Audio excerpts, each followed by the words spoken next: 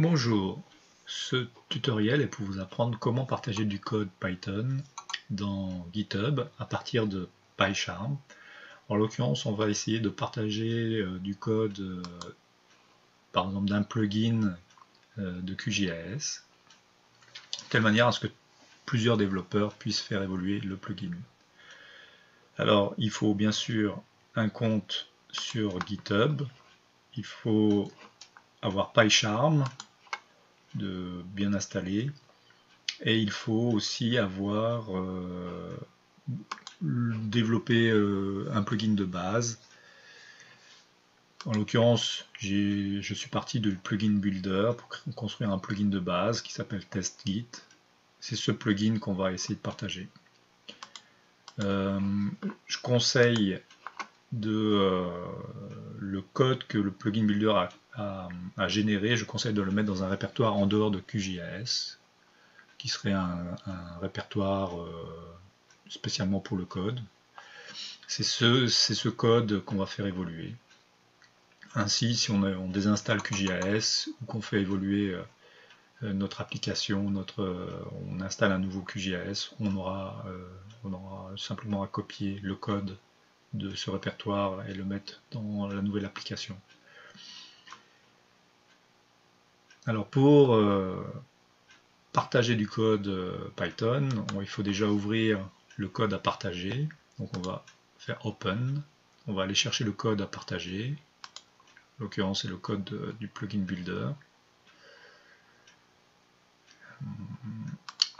Donc dans le répertoire local Git, s'appelle test Git. Donc ça va ouvrir le code et créer un projet PyCharm. C'est ce projet qu'on veut partager. Donc pour partager le projet, je dois aller dans le menu VCS, Version Control System. Je vais aller importer le code dans un système de contrôle. Il en existe plusieurs.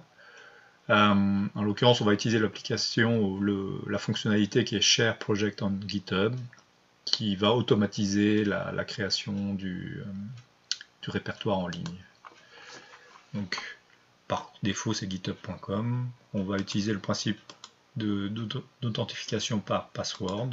Il faut bien sûr avoir le compte. On met les coordonnées de son compte.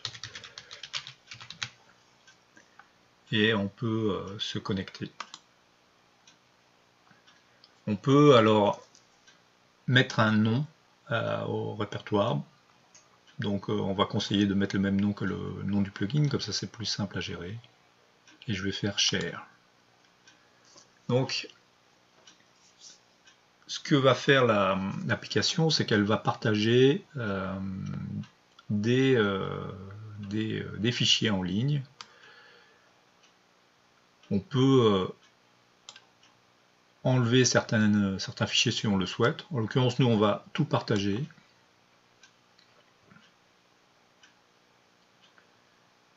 Donc le message c'est initial commit, donc c'est vraiment le premier commit du plugin. On fait OK. L'application envoie le code en ligne. Donc on le voit ici. Cette opération dans Git s'appelle pushing. Donc pushing, c'est vraiment j'envoie des informations au serveur.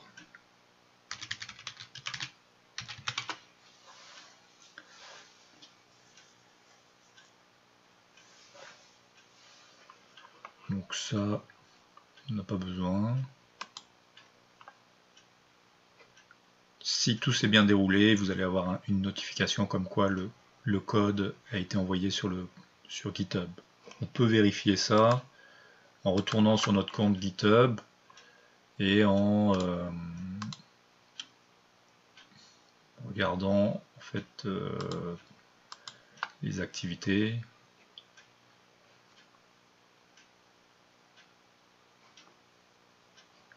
Ici vous avez vos répertoires et vous voyez il y en a un qui est apparu qui est TestGit, c'est celui qu'on vient de soumettre. Donc ça c'est l'équivalent du code qu'on a en local. on voit que ça a été soumis très récemment. Maintenant, si je veux partager ce code avec mes collègues, ben, je vais leur demander alors de faire un clone. Donc ce que mes collègues auront besoin, c'est ça. À partir de là, ils vont travailler sur la même version que moi.